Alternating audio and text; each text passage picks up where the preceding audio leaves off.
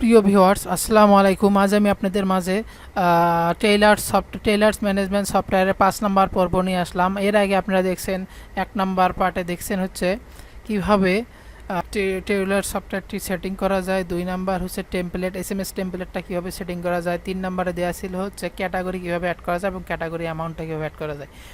তারপরে হচ্ছে 4 নাম্বারে দেওয়া ছিল মেজারমেন্ট কী করে অ্যাড করা যায়। আজ আমরা দেখব কাস্টমার কীভাবে অ্যাড করা যায়।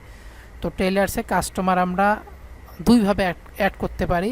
1 নাম্বার হচ্ছে আমরা অর্ডারের সময় সরাসরি কাস্টমার এন্ট্রি করতে পারি, অথবা আমরা এমনিতেই পার্সোনালি আগে থেকেই কাস্টমার এন্ট্রি করে নিতে পারবো।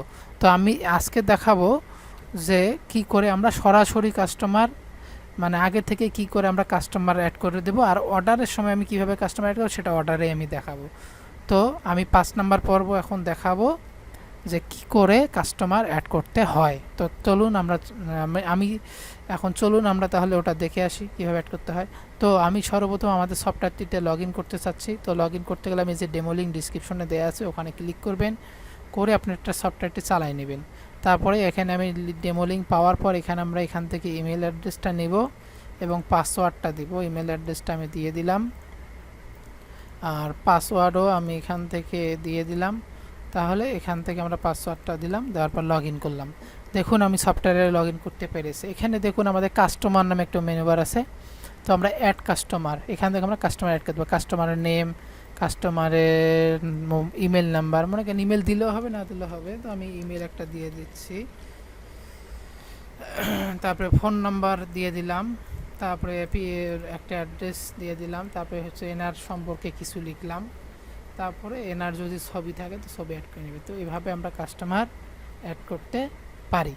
এবং যদি সেই কাস্টমারটাকে আমরা অলরেডি সেই কাস্টমারের যদি কোনো অর্ডার থাকে, অর্ডার যদি তার সঙ্গে যে আমার কোনো লেনদেন হয়ে থাকে, তাহলে এই বাটনটাই ডিলিট বাটনটা আপনারা আর পাবেন না। যতক্ষণ পর্যন্ত সে তার সঙ্গে লেনদেন হচ্ছে ততক্ষণ পর্যন্ত আপনারা এই ডিলিট বাটনটা পাবেন না। কিন্তু নতুন কাস্টমার অ্যাড করা হয় যে ডিলিট বাটন পাবেন, কিন্তু তার সঙ্গে যখন থেকে অর্ডারটা কালেক্ট হবে তারপর থেকে আপনারা পাবেন না। কারণ এই অর্ডারটা এই জন্যই কাস্টমারটাকে ডিলিট করতে পারেন, তার সঙ্গে আপনারা বিভিন্ন লেনদেন করবেন, তার সঙ্গে টাকা বকেয়া থাকতে পারে, তাই না? এই জন্য আর কি ওটা আর বিক্রি করার কোনো ফাংশন দেওয়া হয়নি বা ডিলিট করার কোনো অপশন দেওয়া হয়নি। তো আপনারা ইচ্ছে করলে এডিট করেও নিতে পারেন। আর যদি কোনো কাস্টমারকে এসএমএস করতে চান তাহলে এসএমএসে ক্লিক দিবেন, দেওয়ার পর এখানে সরাসরি এসএমএসটা টাইপ করবেন, করে এখানে সেন্ড বাটনে ক্লিক করবেন। তাহলে কাস্টমারের এখান থেকে আপনাদের সরাসরি ওই ব্যক্তির কাছে যে সেন্ড এসএমএস, তাহলে ওই ব্যক্তির কাছে কি এসএমএস চলে গেছে, এই নাম্বারে অটোমেটিক এসএমএস চলে গেছে। তো আজ এই পর্যন্তই। আমি পরবর্তী 6 নাম্বার টিউটোরিয়াল দেখার জন্য আমন্ত্রণ জানাচ্ছি। আসসালামু আলাইকুম।